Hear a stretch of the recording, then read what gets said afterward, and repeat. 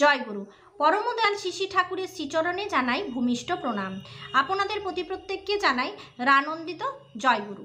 আজ ইষ্ট প্রসঙ্গে আলোচনা করব, আমরা যদি ঠাকুরকে ধরে থাকি আর যদি ঠিকমতো কর্ম করে যাই, তাহলে ঠাকুর ঠিক সময়েই আমাদের দেখেন। বিভিন্ন প্রতিকূলতার মধ্যে আমরা যদি ঠাকুরের দিকে মুখ ফিরিয়ে নিই, ঠাকুরকে ভুলে যাই, তাহলে কিন্তু আমরা আরও দ্বিগুণ কষ্ট পাবো। কেন কষ্ট পাবো? তো আজকে আমরা এই বিষয়ে কিছু আলোচনা করব। যখন বিপদ হয়, যখন ক্ষতি হয়, তখন আমাদের ঠাকুরের কাছে আরও বেশি করে নিজেকে লাগাতে হয়। যখন বেশি বিপদ হয়, যখন আমার কেউ ক্ষতি করছে, কিংবা যখন আমি অসুস্থ, মানে আমার খারাপ সময় চলছে, তখন আমাদেরকে চেষ্টা করতে হবে ঠাকুরের সাথে আরও বেশি নিজেকে যুক্ত করার। ঠাকুরের কাজ যত করবেন তত আপনার বিপদ কাটবে, তত আপনার খারাপ সময়গুলোকে লাফিয়ে লাফিয়ে আপনি পার করতে পারবেন। একটা ছোট্ট আলোচনা আমি পড়ছিলাম, তো পড়তে পড়তে একটুকু অংশ আপনাদের পড়ে শোনাচ্ছি, যে একটা মেয়ের জীবনে এত কষ্ট, এত দুঃখ, যত দুঃখ আসছে ততই কিন্তু সে ঠাকুরকে আঁকড়ে আঁকড়ে ধরেছেন। তো এটা হচ্ছে আলোচনা পত্রিকা 2023-এর আলোচনা পত্রিকা। তো আমি আলোচনা করব সহজ একটা ছোট্ট বিষয়। মৌসুমী দত্ত লিখছেন, তো একটা পরিবারে বাবা, মা আর দুই বোন থাকেন। তো ওই পরিবারের বাবা হঠাৎ করে মারা যাওয়াতে কি হয়, মায়ের যে মনের ভারসাম্য সেটা নষ্ট হয়ে যায়। তাহলে পরিবারটাকে কে সামলাবে? বাবা কর্মরত অবস্থায় মারা যান, তাহলে বাবার চাকুরির যে পেনশন, তার ব্যবস্থা কি করবেন? নিজেদের চাকরি বাকরি, নিজেদের লেখাপড়া, সংসার নিয়ে বেশ এক সমস্যা। তো সেই অসহায় পরিবারটার পাশে কে আছেন? সেই অসহায় পরিবারটাকে কে দেখবে? এই জন্যই গুরুকে ধরা, এই জন্যই ঠাকুরকে ধরা। ঠাকুর দেখবেন, সেই অসহায় পরিবারটাকে ঠাকুর দেখবেন। জীবনে অবসর বলে কিছুই রাখেনি, তার অবসর মানে ডিপি ওয়ার্কের কাজ। যখনই সুযোগ হয়, কখনো একা, কখনো দুজন, কখনো দল বেঁধে ছুটে যাওয়া, এই তার নিত্যদিনের কাজ। এই কাজে বড়ই আনন্দের সময় কাটায়, আর মনে হয় যে জগতের শ্রেষ্ঠ কাজ এখন করছি। মানুষের দাঁড়ে দাঁড়ে গিয়ে সকলের খবর নেওয়া, ভরসা দেওয়া, আশা দেওয়া, সাহস দেওয়া, বাঁচার পথ ধরিয়ে দেওয়া, এ কাজে তার খুব তৃপ্তি। তার জীবনটা যেন অনেকটাই বড় হয়ে গেছে। তার ক্ষুদ্র বুদ্ধি দিয়ে সে মনে করে একটা দিন দরিদ্র, হতচ্ছাড়া, সর্বহারা মানুষ যদি এই কাজে লেগে থাকে, তবে সে তার জীবনের হারিয়ে যাওয়া সব কিছুই ফিরে পাবে। আজ তার শ্রেষ্ঠ কাজটা সে বুঝে নিতে পারবে, খুঁজে নিতে পারবে মানুষগুলোকে যারা তারই মতো হয়ে আছে। সে তার স্বভাবের জন্য যে দুনিয়াটাকে ছোট করে রেখেছিল, সেই দুনিয়াটাই তার কাছে একদিন বড় হয়ে উঠবে। আর খাওয়া পড়া দিন চলার কথা তাকে আর ভাবতে হবে না। এ যেন সেই পরম শ্রেষ্ঠ ভিক্ষুকের বৃত্তি। এক সময় ওই মেয়েটি সংকল্প নিয়েছিল যে মাসে মাসে দেওঘর আসবে। সাহস শক্তি সঞ্চয় করে সে 12 বছর ধরে এই সংকল্প রক্ষা করে চলেছে। এই কাজের জন্য তার চাকুরিটা যেন ঠাকুর তাকে জুটিয়ে দিয়েছেন। তাই সে মনে প্রাণে বিশ্বাস করে তার সবটুকুই ঠাকুরের। ঠাকুর বুঝি মাঝে মাঝে পরীক্ষা করে দেন। তার ভালোবাসা তাকে সেই পরীক্ষায় উত্তীর্ণ হওয়ার শক্তি জুগিয়েছে। অজানা অসুখে তার মুখটা যে দিন পুড়ে কালো হয়ে গেল, সেদিনও তার দুঃখ হয়নি, বরং কয়েকটা মাস তার সুযোগ হয়ে গেল ঠাকুরকে নিয়ে আপনি মত্ত হয়ে থাকা। তাই অসংখ্য মানুষের প্রশ্নের জবাবে তার উত্তর একটাই ছিল, এ ঠাকুরের দান। তিনি বুঝেছেন, তাই এমন হয়েছে। যেদিন মনে করবেন এর আর প্রয়োজন নেই, সেদিন ভালো হয়ে যাবে। হলেও তাই। আচার্যদেবের নির্দেশে ডাক্তার দেখানোর পর যে ডাক্তারের কাছে তিনি পাঠালেন, তার প্রেসক্রিপশন নিয়ে ওষুধ খাওয়ার আগে থেকেই রোগের মুক্তি। মুখের কালো রং হলো উজ্জ্বল, বিনা ওষুধেই। সে জানে এ মুক্তি তারই ইচ্ছাতে। সে বোঝে তুমি যদি তাকে ভালোবাসো, পরীক্ষা তোমাকে দিতেই হবে। আরও একটা ছোট্ট কথা আপনাদের জানিয়ে রাখি, তোমার সব অবস্থায় তুমি তাকে নিয়ে কেমন থাকো এ হচ্ছে তারই পরীক্ষা। তুমি শুধু অচঞ্চল থাকো, ভুল বুঝো না, মুখ ফিরিও না, নির্ভয় হয়ে থাকো। দেখো তিনি যা নিয়েছেন তা সহস্র গুণে ফিরিয়ে দেবেন। এই হচ্ছে কথা। তাহলে এই যে ছোট্ট ঘটনা থেকে মানে এই অসহায় পরিবারটার এমন একটা অবস্থা, সবই আছে কিন্তু কিছুই নেই। তো এই অবস্থায় চাকরি পাওয়া, অজানা রোগে মুখ কালো হয়ে যাওয়া। যখন অজানা রোগে মুখটা কালো হয়ে গিয়েছে মেয়েটির, তখন সেই মেয়েটি ঠাকুরকে আরও আঁকড়ে ধরেছে। সে তখন ভেবেছে যে এই যে রোগটা আমার হয়েছে এ তো পরম সুযোগ হয়েছে যে আপনি ঠাকুরকে নিয়ে ভালোভাবে থাকা। সে ঠাকুরের সঙ্গে একাত্ম হতে চেয়েছে, একসঙ্গে থাকতে চেয়েছে। তাহলে দেখুন, যত বিপদ আসে, যত খারাপ সময় আসে, যত অসুস্থতা বাড়ে, সবটাতেই আপনি যদি ঠাকুরকে আরও বেশি করে আঁকড়ে ধরেন, তাহলে দেখবেন আপনার বিপদ, রোগ, শোক, মুখ সব কিছু কেটে গেছে। তো ঠাকুরের এক কর্মী যে সতে সংলগ্ন থাকলে মানুষের কি হয়, তার ইচ্ছাগুলি তখন সেই সতের দ্বারাই পরিচালিত হতে শুরু করে। সেই সতই তার জীবনের দিক নির্দেশ করতে শুরু করে। আর এই সংলগ্ন হওয়ার জন্য কি চাই? চাই অঙ্গীকার, চাই সংকল্প যে আমি থাকব তোমার সাথে, আর চাই উৎসর্গ।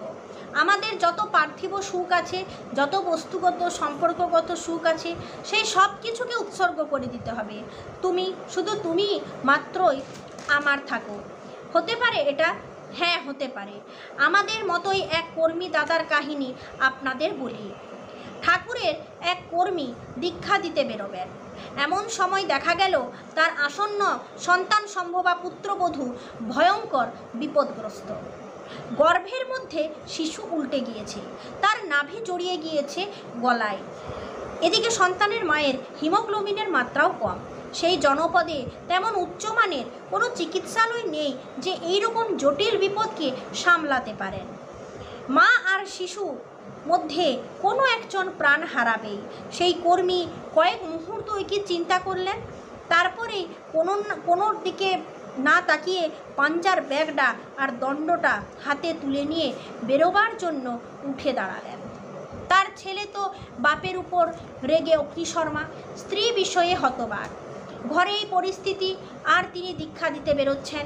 তিনি কিন্তু কারো কোনো কথায় কর্ণপাত করলেন না, বেরিয়ে গেলেন। যথারীতি দীক্ষার সমস্ত কার্যক্রম শেষ করে যখন ঘরে ফিরলেন তিনি, তার ছেলে তখন এসে পায়ে লুটিয়ে পড়ে কাঁদছে, বাবা আমার ক্ষমা করে দাও, আমি বুঝি না। জানা গেল এর মধ্যে বৌমার গর্ভের শিশু কিভাবে যেন আবার সঠিক দিকে ঘুরে গিয়েছে, তার গলার ফাঁসও খুলে গিয়েছে, সম্পূর্ণ নিরাপদে স্বাভাবিক প্রসব হয়েছে। তাহলে সেই কর্মী কি করলেন? তিনি নির্বাচন করলেন সৎ আর সংসারের মধ্যে সেই সৎকে। আমি সতেই সংলগ্ন থাকব। হে গুরু, আমি তোমার সঙ্গেই থাকব। কথা বলে শ্যাম রাখি না কুল রাখি। সেই কর্মী যখন শ্যামকে রাখলেন, তার কুল কিন্তু আপনিই রক্ষা পেল। আর এটা বারবার হবে, প্রতিবারই হবে। কিছুদিন আগেকারই ঘটনা, যে ট্রেন দুর্ঘটনা হলো, SMVT বেঙ্গালুরু হাওড়া ট্রেনটা। তো ওই দুর্ঘটনায় অনেকেই আহত হয়েছিলেন, কিন্তু কিছু গুরু ভাই বেঁচে গিয়েছিলেন, কারণ সেই সময় ইষ্টের চিন্তায় মগ্ন ছিলেন। আর তার সাথে সাথে সেই সময় কিছু গুরু ভাই প্রার্থনা করছিলেন। তাহলে এইভাবে আমরা বিপদকে কাটিয়ে উঠবার জন্য আমাদের কাছে এখন একটি পথ আছে, সেটি হচ্ছে ঠাকুরকে জড়িয়ে ধরা। যার যত খারাপ সময় যাবে সে তত ঠাকুরকে জড়িয়ে ধরুন।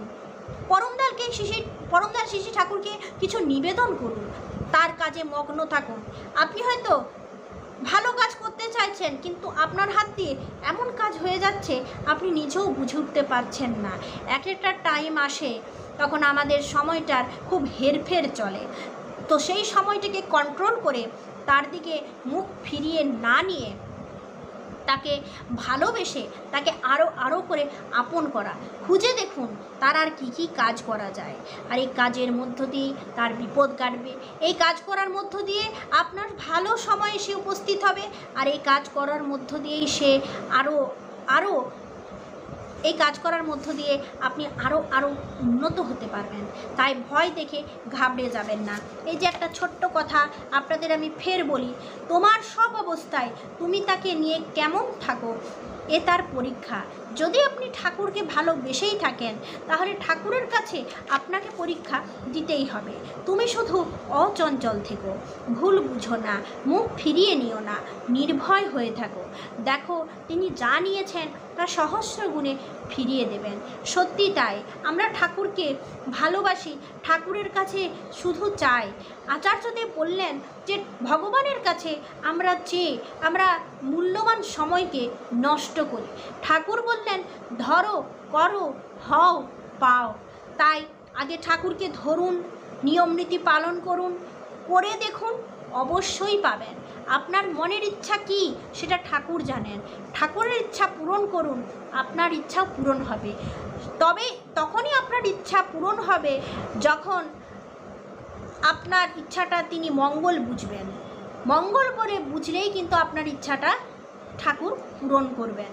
তার জন্য আমরা আমাদের মূল্যবান সময়কে নষ্ট না করে, বিপদ খারাপ সময় বলে চিৎকার না করে বোকার মতো ঠাকুরের দিকে মুখ ফিরিয়ে না নিয়ে, যত সময় খারাপ হবে তত আমরা ঠাকুরকে ভালোবেসে সামনের দিকে এগিয়ে নেব, ঠাকুরকে আঁকড়ে ধরব এবং তার কাজে বেশি করে নিযুক্ত হবার কথা ভাবব।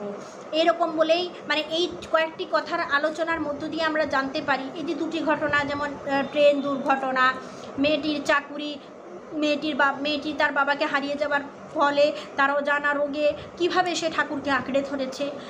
ট্রেন দুর্ঘটনা হয়েছে, কিভাবে গুরু ভাই গুরু বোনেরা রক্ষা পেয়েছে। এক মা কিভাবে মা এবং সন্তান কিভাবে রক্ষা পেয়েছে, তার ঋত্বিক দাদার পরিবারের এই ঘটনা আমরা বুঝতে পারি। তাহলে দেখুন এই ছোট ছোট ঘটনাগুলো কেন এই পত্রিকাগুলোয় দেওয়া হয়, কারণ আমরা পড়বো, জানবো, শিখবো আর এইরকম কাজগুলোই করে যাব। তার জন্য এগুলো ঠাকুরেরই বার্তা আসছে আমাদের কাছে। তো আমাদের এই নির্দেশগুলো পেয়ে আমরা নিজেদের কাজগুলো করতে থাকবো। কিন্তু ঠাকুরকে আমি একটা আলোচনা পড়েছিলাম, কি বিপদ হয়েছে না হয়েছে, ঠাকুরকে পুকুরের জলে ফেলে দিয়েছে। কি হয়েছে, ঠাকুরকে ছেড়ে দিয়েছে। কেউ প্রিয়জন মারা গেছে, ঠাকুরকে আগে ছেড়ে দিয়েছেন। এগুলো না করে, এগুলো বোকামির কাজ, এগুলো করে বেকার নিজের মনকে কষ্ট দেওয়া, আর অন্য কিচ্ছু নয়। তার জন্য আমাদের উচিত শান্ত মনে, ঠান্ডা মাথায় ঠাকুরের কাজে নিজেকে সব সময়ের জন্য যুক্ত রাখা। হয়তো যুক্ত থাকতে থাকতে বিপদ এসেছে, আসুক, অসুবিধা নেই, আপনি আপনার কাজ করে যান, ঠাকুরের সঙ্গে নিজেকে যুক্ত রাখুন। আজ এই বলে ইষ্ট প্রসঙ্গ এখানেই শেষ করছি। আপনারা সকলে পরম পিতার দয়ায় ভালো থাকুন, সুস্থ থাকুন, নিজেকে তার কাজে যুক্ত রাখুন। জয় গুরু।